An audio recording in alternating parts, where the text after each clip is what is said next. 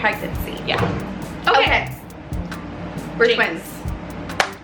I was gonna say jinx. Next topic is circumcision, and it's one of those like really sensitive topics. Hey subscribers! So for today's video, I am so excited. I have my beautiful pregnant twin sister here. So I asked you guys on Instagram if you guys had any controversial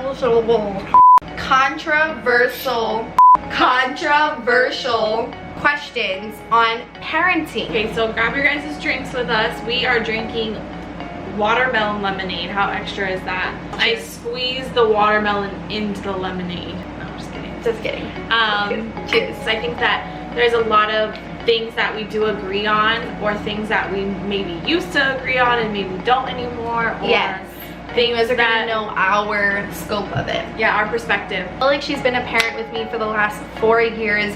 She knows everything I went through. She was there with it, through it all, literally physically and like emotionally. Before it was always you just kind of like giving me your thoughts, but now you can apply these questions to like really what would I do, because you're about to be faced with like a whole world out there. Yeah, this is me not having a child yet, but what I think, you know, in pregnancy. Yeah. Okay. We're Jinx. twins. I was gonna say jinx. I was gonna say jinx, I swear. So the first question is, how do we feel about abortion? I'm pro-choice. I am pro-choice. I think we can just move on. Yeah, pro-choice, like 100%. Like you do what you and I do what I, and that doesn't make us different. It doesn't mean that we like abortion or we don't like abortion. It's literally, as a mom and as a woman, you should be able to choose whatever you want to choose. So this next topic is, how do you feel about breastfeeding in public? I feel good about it. Yes. In the beginning, I definitely covered up, I remember, and then around like, I want to say 3 months is when I just let it hang out, and I've only had like a few weird stares, but some people have like crazy stories. Remember that time in Ross and I was like following them? Yes. She was like breastfeeding and they were like creeping like through the so hallways, weirded out. A family. It wasn't like guys. And it was I was like a mom, a dad, and children. And I had like mama bear claws out, and I was like following them, and they were like running from me, and I was like, ugh. Being pregnant, I obviously am not breastfeeding right now, and I never have. But being pregnant, I would say 100% like all for breastfeeding in public. Like, I don't give a rip. Without being covered. Yeah. Cool. You're not like letting it hang out. You're like being kind of like covered and secretive, and like the head I would cover blocks like it. my own head, you know, like those pictures where they're like, can you cover up, and it's like you put the thing over Yes. it. We're all about making a statement to stand up for women that get almost bullied in society and like can't handle the pressure. We love standing up for what's right and just being like the outspoken different one to really like help other women that don't really have that voice and strong skin like we do. You should never let someone else's thoughts and auras and aura and feeling about things ever affect your own personal beliefs. Because it's not fair to you. Like, you're better than that. We're all different for a reason, so. Yeah, I like it. What are your views on co-sleeping, and would you have co-slept or have you co-slept with your baby? So what are you gonna do when baby boy is here? Are you gonna sleep with him, mama? Or are you gonna be safe and put him in his crib? My plan is to put him in his crib. The biggest reason is we have a queen size bed. I don't even fit in my bed. Yeah. So I don't think my son will fit either. We do want to upgrade to a bigger bed, but like I whip my body, like I kind of don't trust myself, like I get very uncomfortable. You will be so different when you're a mom. No, I know, but like I really want to sleep train him. That question will probably come up. But so, right away, like the first month? Yeah, I'm gonna put him in his crib, but it's gonna be like right by me, like and like I have a couch that's touching my bed, and so I was thinking of just putting like the DACA tot right there. I kind of want to get him used to his crib. Yeah, because we already have such a small enough space anyways that I want that like time to be able to sleep and be comfortable and actually get my sleep in. You never know, you can have that child that is just like, I'm not having it. I'm probably gonna have him in the DACA tot right next to me. Yeah. And then maybe like grab the DACA tot. I know that's like not supposed to happen. I put Law in the DACA tot, and then I remember I cuddled around the DACA tot. So he was in the middle of Kiko and I like protected him, you know, like, yeah. And I just don't sleep. Like for the first 6 months, like I can't go into a deep sleep, like at all. Like I just know it's not there. Like I wake up every move and I'm constantly waking up to hear if they're breathing, and I'm constantly just like, you just, I don't know, like you just instantly just keep waking up, like you don't even want to, but like you're honestly just so excited to just wake up and look like at check them and make sure they're breathing. I mean, you never know, I could be sitting up in my rocking chair with him all night. That's how I slept. Who knows? A few times. Or he could be the best kid ever and like is down to just go in his crib and wake up every 3 to 4 hours. I'm gonna keep mine short and sweet. I co-slept Ayla until she was like 7 months. We started off putting her in the crib and she fought Kiko and I to the death of us. Like we would just walk in our room for hours till like 3 in the morning because we would keep putting her in the crib and bouncing the crib and we'd get her to we got her to sleep, we put her in the crib, and then she would instantly wake up. So the first month we literally got no sleep. We both stayed up till like 4 in the morning and she would sleep all day. We literally slept like nose to nose. Like every day I went to sleep hearing her breathe, and they actually show a study that helps babies like breathe through the night. It like gets them in sync with your breathing. With La'a, I co-slept till he was about 3 months, and then at 3 months we put him to bed on the rocking chair and put him in. So I think co-sleeping is, because we all want that sleep. This next question you guys had asked a lot and you guys are really curious to know. The question is, do we vaccinate? And if one of us do not, then would we allow them around each other's children? I think that this topic is so controversial given whatever you've learned in your life based on vaccines. That's kind of like how you judge like other people. All in all, it's your duty as a mother to protect your child the best way that you know how to. And so I don't want to say like I don't vaccinate and then some of you guys feel bad and like, you know, are just like, oh my gosh, like why doesn't she vaccinate? For some reason the word vaccines, it causes like that weirdness of kids not being allowed to play with kids. And all I have to say is vaccines work.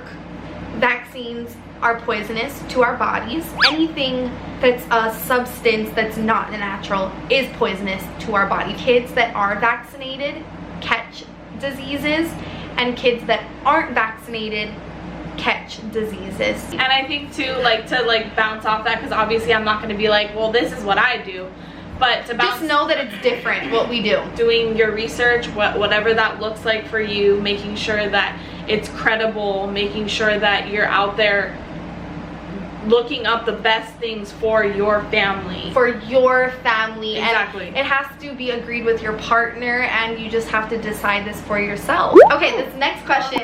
Me too? I'm gonna ask it. Okay. Do you believe in spanking your kids? No. Not at all. Nope. My kids will never, ever, ever, ever, ever, ever be hit. Ever. Spanked. Nothing. There's so many other ways. Reinforcement, positive reinforcement, negative reinforcement. Our own experiments of what we've went through as children and what we go through. Spanked. Research shows that there's negative repercussions to spanking. So not only is it like a temporary band-aid to kind of heal the moment. That doesn't fix anything, it makes it worse. Yeah, but it actually shows the negatives of what can happen. It goes as far as behavior, it goes as far as abusing your partner when they're older, it goes as far as like losing sensitivity in your sexual drive. They say like yeah, like people that's been hit so much in their butt, like when they get older, not even so much, just a few times. Yeah. So there's just a lot of research about it. You guys should look at the book The Spanking Stops Here. I really recommend it. It has all the research and links to the studies that were done over 30 years. There's hundreds of studies. So we're both a big no on that one. You really just want to stop bad behavior, and I feel like once you like know how to do it like effectively without spanking, you'll see so much improvement in like your child and the situations.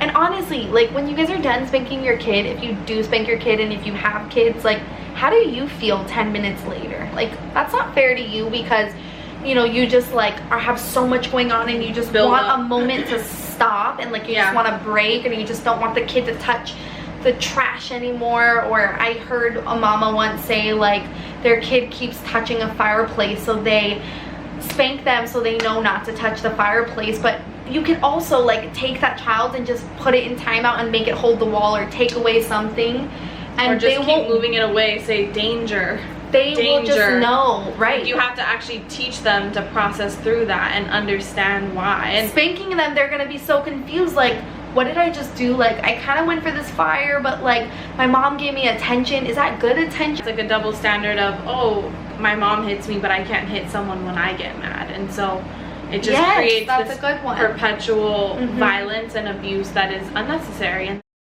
okay, this next question, I feel like you'd really like it, and I'll let you start, but it's how do you feel about the cry it out method?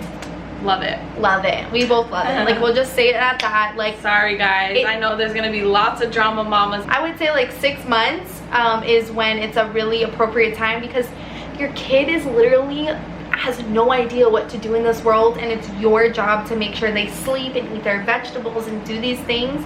And crying, like, you're right there, you're watching them, you're listening to them, they're healthy, they're safe, you're just teaching them like to self-soothe and really just do the things that they need to do. They need to sleep. Children crave routine and they crave sleep, and so once you kind of just start it for a week and you put them on that regimen, not like a strict regimen, but like allowing them to kind of process and understand that I'm not coming to get you and you're okay, you're fed, you're not wet, everything is fine with you, mommy is here. They actually really enjoy it. And you know, you can see with La'a, he just goes right down because he knows the routine and he loves it. And you know, Ayla, it's a little bit harder. Laying in his bed, like I can put him in his bed, give him the book, and he's just waving good night, you know. So he was able to process and understand the routine, and I think that if you don't do that, then they just don't know. But we did do the cry out method with Ayla. She was just a different baby. Okay, this next question is hilarious because we have different views on this. But it's, how do you handle if your child was having a meltdown in a public place? And so, not different views, but I don't like when Ayla and La are having meltdowns. I like to just leave the store immediately. And you like to work. What do you like to do? I like to work on it. I'll pull up a chair and have a drink. Yeah, she does. She likes my kids to throw a tantrum, and I'm over there like panicking, like I'm praying for someone to come up and like say something to me, like, because that's what happens. I hear the people going shh, or like the mom that's like enough already, and it's just like, go put earplugs. Like, to me, they have to, obviously they were denied access to something, whether it was they don't get a toy or they are tired or whatever it is, something's going on where they're off. And especially as they're older, like obviously we're talking, you know, almost 2 and up. Yeah, where they're having tantrums are starting. And in order for them to process through the tantrum and understand what's coming and how I'm gonna respond as a parent or an auntie or whatever, I have to ignore those behaviors. Ignore unwanted behavior. Because it's attention seeking. So I'm all about working through tantrums in public because I want to be able to go in public with my kids. And I want them to understand that even though you act like this, you're not going to get what you want. And tantrums are mostly thrown in public, because at home it's just testing. Like you go straight to your room. Like if you're gonna have really bad behavior, like, and do you, but you know, bye. But they test you in public. They want to see how is my mom gonna respond. So if you just ignore it, then they're just like, okay, and I'm not getting a reaction. Like, here's the phone, you know, here's this, you want to go get ice cream, you know, and feeding them with all this stuff. And that's just phone, take it. I mean, she gets irritated with me like in the store when I'm like processing through tantrums, but I don't care. It's because I'm trying to teach them something. No, yeah, I get irritated because as a mom, like, I know how to just make it stop. Like, no, I guess you do. give it's them that what temporary band-aid, right, though, like again. I know. And so sometimes I'm just like, okay, Tosh, it's going on like 10 minutes. Like, we're in a little store. She gets mad at me. Everyone's like watching, like, and I'm just like, it's all good, like, girl. Give it back to her. Like, she'll take something from Ayla because Ayla is, you know, just not listening. And I'm just like, you just give it right back, then it'll be fine. Everything would be good. Bless you. What kind of sneeze was that? I have to like hold everything in because if not, no, like it just, everything just rumbles. Okay, the next question is, would you get your baby's ears pierced? Ooh, this is a good one because if you know, both of my children, they do not have their ears pierced. I'm having a son, so probably not. I have a cousin that's now an adult and never got her ears pierced, doesn't want her ears pierced. She's like, heck no. And it's like, that could be Ayla. And like, how dare me go and put a hole in her body and she was not like, yes, mom. All for looks. Yeah, and I just feel like it's, I don't know, like kind of irritating to them. Like I've worked with a lot of kids where they like pick at their ears. Once they're aware of it at a little bit of an older age, where then they it's can like be responsible. Yeah, I would probably not, but I mean, I just don't know. I would say no right now. Yeah. I wasn't actually allowed to get my ears pierced until I was like 15. Me neither. My and dad I hated was it. Strict, so. Our dad was so strict. He would not allow us to get our ears pierced. We begged for it, and when we did do it though, it was like a special like birthday celebration. He took us out, like spent the whole day. I think that when Ayla's just like, mom, I want to get my ears pierced, I'm just like, let's go do it. Sure. You know, like I feel the same way. I like, want her to have her ears pierced. If Ayla was like down for it, like, yeah, if my daughter was down, I wouldn't be like, you need to wait till you're this age. Yeah, no, not like how it's just we were. your ears. Next topic is circumcision. And it's one of those like really sensitive topics. It's not even that, because I don't care what people think about circumcision.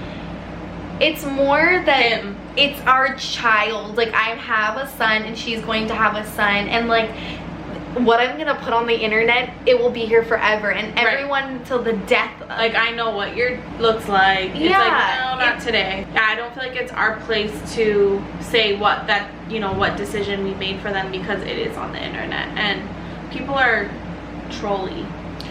I think though that circumcision is something that guys care about. It's something that is cosmetic, and if anything, it's not necessary. So I agree. Breast milk versus formula. Pro-choice. Fed is best. So are you gonna breastfeed if you can breastfeed? Or I can breastfeed. Right.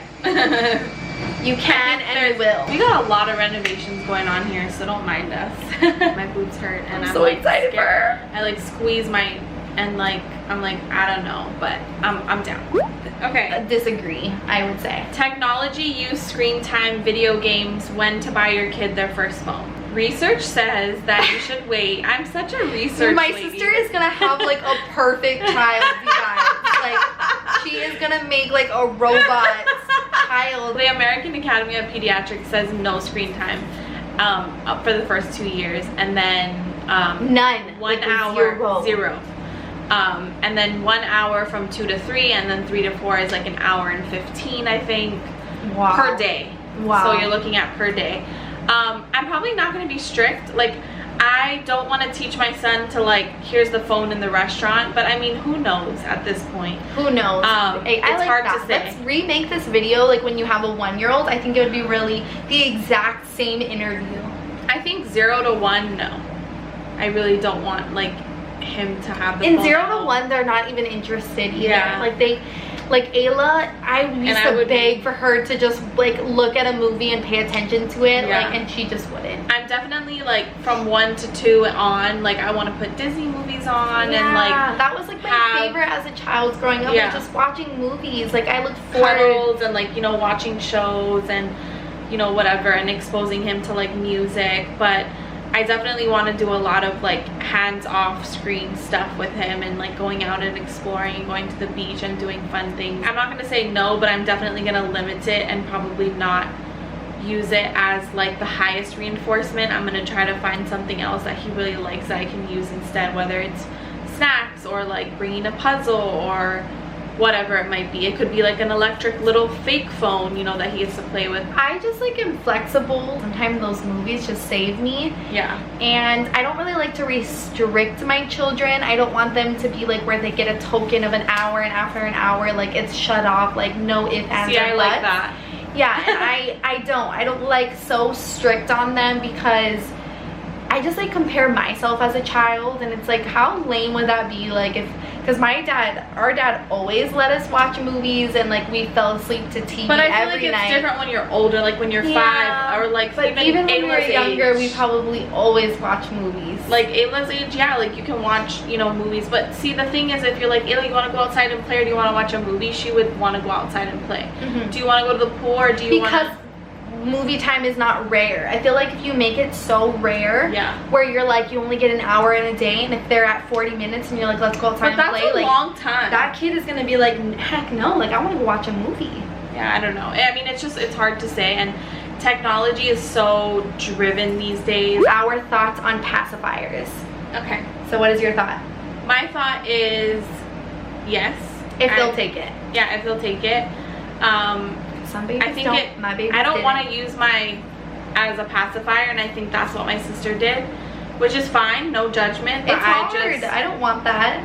Yeah, but for you, I feel like at one, I would cut them off and like wean them and go through that whole process, just because it's like not very good for their teeth and all of that and the development of speech. But like 0 to 1, I think it's appropriate, and I just don't want to be a human pacifier. So. But some people will say that it's impossible to break at 1. Oh, not for me.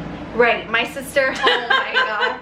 Like I break kids from pacifiers at 3 years old all the time, so I can do it. My sister is crazy. Like, she would not give in. Like, your like, poor child. Gina. When they're at my house, they're gonna love being at my house. But I'm gonna be like, when your kids are at my house, they love my house. No, yeah, and my sister is so structured with them, so and they love it, and they're so good with me. The last question, and then we're gonna end it here. What about you? No, right? I always dreamed of my kids taking a pacifier, and they just didn't. Like, I kind of envy the parents that are just crying in the crib. You just stick a passy in and they just stop.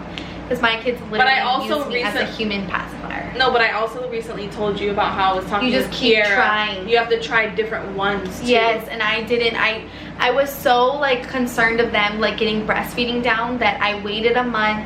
And you have to wait a month. They did, by the way. Which they say though that makes it harder. When you wait a month and they're like developed that way, they won't take a pacifier. But it's nipple confusion and it makes the breastfeeding harder. Anyway, I could go on and on. I don't know. I'd be down to do pacifier, but my kids didn't take it, so I say no. But a 2 or like 3-year-old still like sucking on it. Like, my kids never even did bottles. They went straight from breastfeeding to a cup. So I never had the type of kids that had their bottle and their blankie, like, ever. Like, my kids were never that way, so it's just hard for me to know. Because I'm going to be going back to work, so I need to just... You just never know with your kids. I don't know. Well, that's it for today's video. Thank you guys so much for watching. Thank you so much. This was so fun. I'm glad we got to agree to disagree and agree to agree and disagree to disagree. I think it's good to know that we're sisters and we are going to parent together and we still can agree to disagree. So you watching this at home, just know that if you're a mom, you're doing the best that you know how to, given the resources that you've been given. And just don't judge other moms and just live a happy life for you and you only. And to our future selves, when we look back on this video, I really wonder what we're going to think in like 10 years. And just know to my future self that I'm proud of you of whatever decision you grow and change to be, whether it's same views or different views. But before we go, we'd love to end it with today's post notification shout out for today's post notification shout out. It's gonna go to Kiki Bug, Mama of Mason, Kayla Allen. Thank you everyone who asked me questions. I love you guys all so much. You guys mean the absolute world to us. We love you guys so much, and we'll see you all next time. Bye. Mwah. Anyways, cheers. Clean your stash. Where's the towel? She was sweating because I made her turn off all the fans. Here, use this paper towel.